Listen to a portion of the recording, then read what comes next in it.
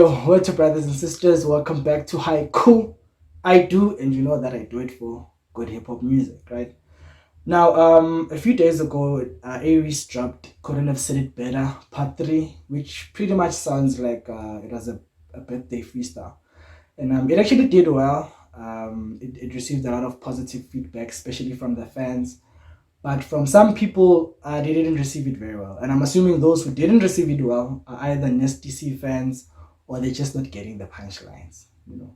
So I thought, you know what, maybe let me do an attempt to break down the lyrics, and maybe if they understand the bars, then they'll be able to appreciate the song like I do. So without wasting time, man, let's just jump straight into this freestyle right here. Yeah, yeah, yeah, yeah, yeah.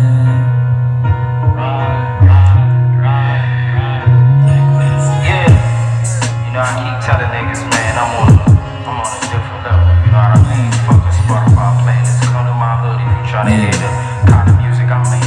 Let's From go. here on out, you feel me? Somewhere in the east, I'm smoking Exodus cheese while I'm listening to rather you than me. But not the whole thing, there's really one song stuck on repeat. Same one that comes on right after Santorini, Greece. Okay, let's just go back right there. He says that he starts off by saying that he's somewhere in the east smoking Exodus cheese. Now, first of all, I don't know who goes to the east. Nobody goes to the east. Like, who goes to the east end? No, I'm joking, man. I've got good friends there in the east end. There's actually dope rappers from the east end. Shout out to P.3. Shout out to Frank Casino. Yeah, those are the only ones I can think of at the moment. So yeah, he says he's somewhere in the east. He's smoking Exodus cheese, which is a brand of marijuana. I think it's from the UK. It's a unique strand from the UK or something, but apparently it's good shit. So he's there and he's listening to Rather You Than Me, which is an album by Rick Ross. But he says he's not listening to the whole thing. There's really one part that is stuck on repeat, and it's the song that comes right after Santorini Greece, which is on the album Rather You Than Me, right? And I understand why he would have that one song on repeat, because the name of the song is called Idols Become Rivals, right? And on that song, Rick Ross is basically talking about a few situations, and one of the situation is the one about Lil Wayne and Birdman, where Lil Wayne was trying to get out of his situation with Young Money, but Birdman kept him under contractual obligations, so he couldn't leave the stable, right? So I think the reason why Areece has got that song on repeat is because it actually speaks to a lot of situations that Reese himself was kind of in, right? Because when he was also at Ambitious Entertainment, he also had problems with management and he had to try and get out of his contract, which is a similar situation that Lil Wayne was in, right? And Lil Wayne and Birdman were actually idols. And then when that whole situation with the contracts happened, they then became rivals, which is the same thing with Areece, right? When he left Ambitious, they kind of became rivals. Now, Areece also with his crew, the Wrecking Crew, they were once idols in the 012. I mean, they were like the coolest kids that everyone wanted to be. So they were idols in Pretoria. But then when the crew fell out, they also became rivals. So that whole narrative of idols become rivals, it actually speaks a lot to Areece because these are things that he's been going through up until this point. So I think personally that's why he's listening to that song on repeat specifically. Cheese while I'm listening to rather you than me. But not the whole thing, there's really one song stuck on repeat. Same one that comes on right after Santorini, Greece. Any day of the week, I might be set to release. I got executives on the edge of their seats. Yeah. So any day he could be set to release, which is true, but it's not going to be Paradise 2, obviously. There's a lot of I think I don't know for a fact. I think there's still a lot of legal issues that have to be sorted out with Paradise 2. That's why we can't get it soon. I think the only things that he could be able to release now is the follow-up album to the joint project he had with his brother, the Blue Tape. So, because they said they had enough songs to make a follow up album to that one. So, we could be getting the Blue Tape Part 2, or we could be getting the joint album between him and Joey Fats, who is the American rapper. And it's strange, like I didn't know who Joey Fats was until Areece. So for that, shout out to Areece for putting on an American rapper. Because let's be honest, if it wasn't for Areece, nobody would give a fuck who that dude is. But yeah, that's just me. He's set to release. I got executives on the edge of their seats. Yeah, happy birthday to me. Decided to treat myself, so I just bought this beat. Happy birthday to Areece. It was actually his birthday when he dropped this freestyle. Not sure how old he's turning, but the slimes would know. It was slime would know.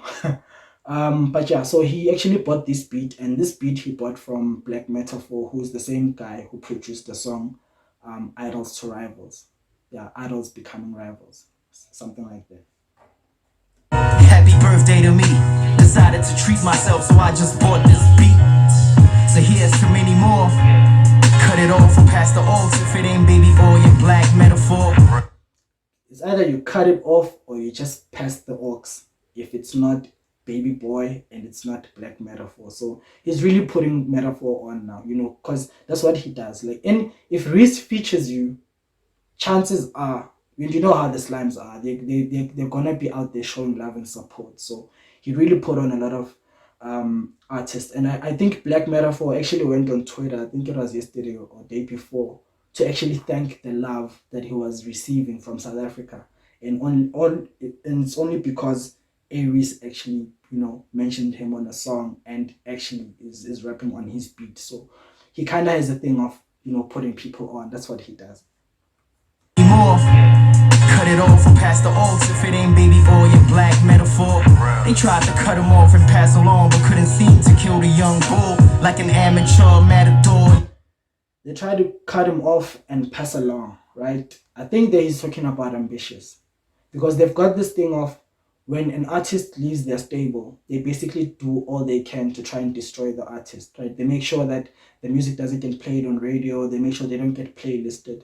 So he's basically saying they cut him off to make sure they cut him out of the industry, but because the slimes were there for him, like throughout, supporting him on the internet and everywhere. So I think he's just speaking to that, to say they tried to cut him off and pass along, but they couldn't kill the young bull like an amateur matador. So amateur matador, it speaks to this huge sport in Mexico where it's bullfighting basically. So a matador would wrestle with the bull, and at the end he has to kill the bull, and after the bull is killed, they take it at the back and then they slaughter it, probably to be sold as meat and stuff. So yeah, that's basically what he's saying, that if you can't kill the young bull, he's just basically comparing himself that he's a bull in the industry. And an amateur matador would never kill a bull. If anything, a bull would definitely knock him out. So that's just a nice play that he's doing. Cut him off and pass along, but couldn't seem to kill the young bull like an amateur matador. Nigga, fuck the metaverse. I just gotta say the word they at your door in real life. We don't do the back and forth. Fuck the metaverse. So the metaverse, it's the 3D world. A lot of geeks are into that sort of stuff. I think now, because it started before when they had there's this shades that you could put on, and then you'd play like games in the in the 3D world and stuff like that, which I think this Facebook dude is now trying to make it into a thing where people can be able not just to play games, but you could literally be able to live in a 3D world. So he says, fuck that metaverse bullshit. I've got goons that I can send to your door in real life. So that's Reese for you. And it's the slimes. Those goons are probably the slimes. The verse, I just gotta say the word they at your door in real life. We don't do the back and forth. Have them niggas check you like Phil Knight. Used to have dreams that I could have it all. Now I'm checking up. Have them niggas check you like Phil Knight. And Phil Knight is the co-founder of Nike, if I'm not mistaken. So they'll check you. They'll check you like Phil Knight. I just gotta say the word they at your door in real life. We don't do the back and forth. Have them niggas check you like Phil Knight. Used to have dreams that I could have it all. Now I'm checking off what I have so I can get some more. Now I finally got someone to thank, and that's the Lord. And to be frank, I'm thankful that my dad and mom fell in love and had sons. Now look at where we are, we just gotta carry on. Yeah, man, aren't we all thankful that Areece's mother had sons? And strange enough, they're all into hip hop. He's a rapper, his brother Jody's a rapper, and I think the last born as well. But the last one, I think, is he's more of a dancer than a rapper. But anyway, it's good that all of them are in the same industry so that they can support one another. You know. Fell in love and had sons. Now look at where we are. We just gotta carry on, right? It's hard to keep score. You know they say that only losers check the scoreboard. Do you know how to teach a person to be self-taught? Do you know how to lose an M and make it back, dog? Do you know how to teach a person to be self-taught? Right. That's basically what he did. If you look at the crew members and anyone who was ever associated with Areece, he basically taught them how to be self-taught. He taught them how to make their own music. Right now, a lot of them are on Twitter talking a lot of shit, but they know that they are the people that they are because of a lot of stuff that they actually learned from Areece about how to make music. So it's very important to teach people how to sustain themselves because there's a line from Pretty Ugly where he says, spoon sheep starve as soon as they lose shepherds. To mean that if you're someone who's always depending on someone else to feed you, when you lose that person, you're basically going to starve.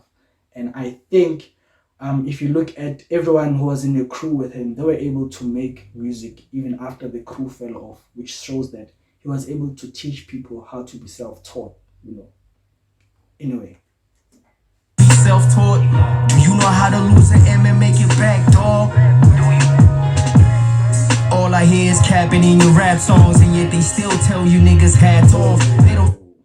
All I hear is capping in the rap songs. There's a lot of capping on rap songs these days, and a lot of capping on the rap songs. But those people, their fans are busy telling them hats off, to congratulate them while these rappers are busy capping. So that's a nice play on, capping and then hats off.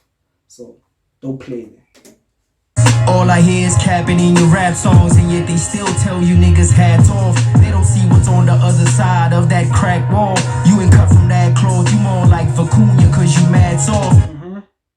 So all these rappers that are busy capping, right? Nobody knows what happens behind those cracked walls. I mean, the fact that the wall is cracked, it means that things are falling apart on the other side, right? And nobody knows what's really happening behind all these rappers that are busy capping on social media, claiming they've got money that they don't, trying to basically push a persona that they know that they're not living in real life. So, they're busy capping on these rap songs. Nobody knows what's going on behind those closed doors. And what's happening behind those cracked walls is that niggas is soft in there. They're soft like Vicuña. Vicuña is like, it's actually an animal. It's like a llama or an alpaca. One of those animals, because they've got like a very soft fur on them. So what they did is, white people, they took that fur and then they actually made soft fabric out of it. And then, they called that Vicuña. So he's saying these rappers are more like Vicuña, the fabric, because they're made soft. Out of that crack wall, you ain't cut from that cloth, you more like Vicuña cause you mad soft. You ain't running shit, you just catwalk. Would you rather be a follower or be a vanguard? You ain't running shit, you just catwalk, right? You're basically soft, you're pussy, man. You ain't running shit, you catwalk. That's basically what he's saying. You ain't running shit, you just catwalk. Would you rather be a follower or be a vanguard? Would you rather be a follower or a vanguard? A vanguard is people who are basically leaders in new ideas and new developments, people who are ahead of the game, right? So Areece is definitely not a follower. He is definitely a vanguard. You ain't running shit, you just catwalk. Would you rather be a follower or be a vanguard? Nigga, you just wanna be a rap star. And that's the reason why you only made it that far. You should take notes, Danielle's son took my shot and won. That line right there. I have to play that one back. Only made it that far. You should take notes, Danielle's son took my shot and won. I don't praise rap gods, I am one. He says, you should take notes, Danielle's son. I took my shot and won. Now let's try and break that down. So he says, you need to take notes, Daniel's son. So Daniel's son is that dude from Karate Kid, the one who got trained by Mr. Miyagi. So he basically took notes from Mr. Miyagi. So I think in that sense, Reese is saying he's the Miyagi, right? And then the rappers need to take notes basically from him. And then he's calling the other rappers Daniel's son, right? That's one way of looking at it. Another way is take notes, Daniel's son. Now, in the biblical reference, David is the father of Daniel, right? David in the Bible, I think he had about 3 sons, and one of them was actually Daniel. And David is actually Nesti's father, right? Because Nesti is David Jr. So Nesti's father is actually David. So if Reese is actually referring to Nesti as Daniel, because Daniel is David's son, and obviously Nesti's father is David.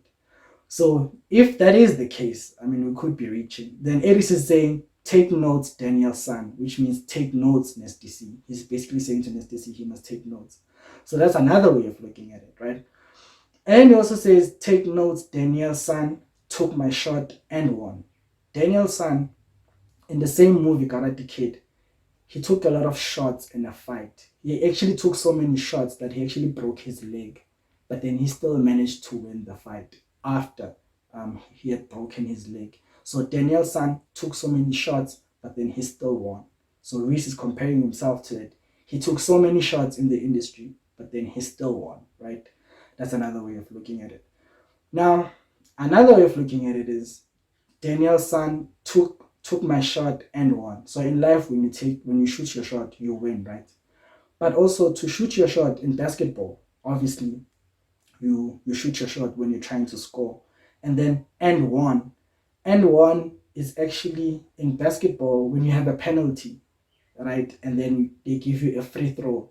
If you score the free throw, they call it an and one. So you shoot your shot and one, which means you've actually scored that goal. So that's a basketball reference. And also again, and one, it's a brand of basketball shoes, right? So shoot your shot, basketball. That's basic. So if you look at that sentence, it's basically a triple entendre, right? Triple, if not more. But there's so much packed just in that one sentence to say, take your shot, Dennison.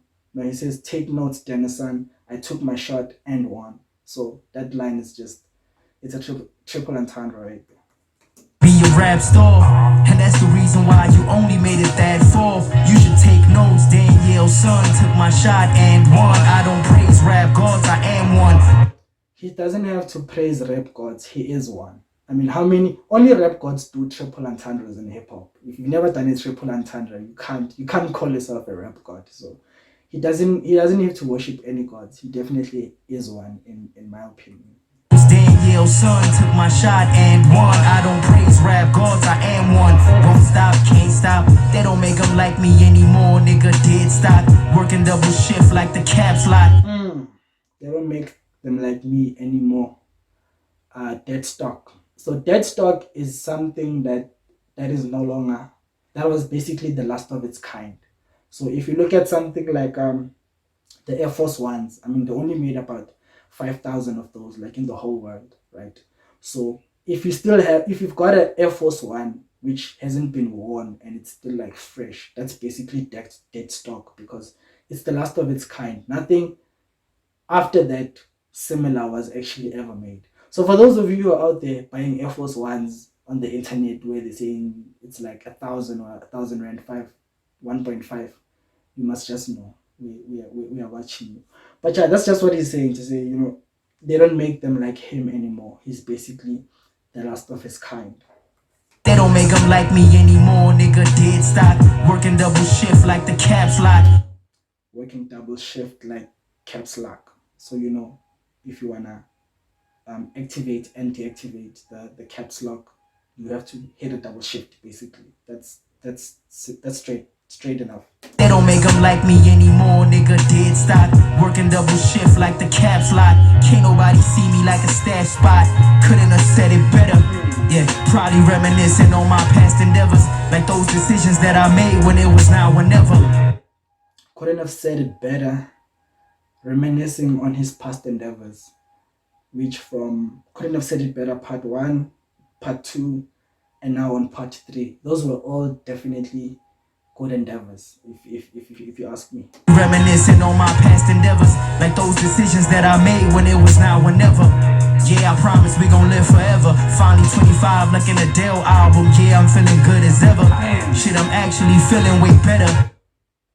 We don't have to explain that one. Feeling is 25 like an Adele album, and you know the name of Adele's album was 25. Classic album for those who are into that type of music. I'm like an Adele album, yeah, I'm feeling good as ever. Shit, I'm actually feeling way better. Yeah, they want me to prove what I'm worth. I tell them, I'll see you niggas on October 21st. Yeah. Facts, man. We will definitely be waiting for October 21st to see what Areece has in store for us. We're all hoping that it's going to be Paradise 2. I think there's a lot of I think that's like the most anticipated album in South African hip hop at the moment. It definitely is Paradise 2, because if you consider the fact that, you know, Areece's relationship with Mesh Beats is no more and they were so good together, then the only other place we're going to get that type of good music has to be on Paradise 2, you know. So yeah, we're definitely looking forward to that album. But yeah, anyway, that was the end to my reaction. I really hope you enjoyed it. Thank you to everyone who is watching, everyone who basically fucks with my content. I really, really appreciate it. So yeah, remember, take care of your mental, and peace and love, and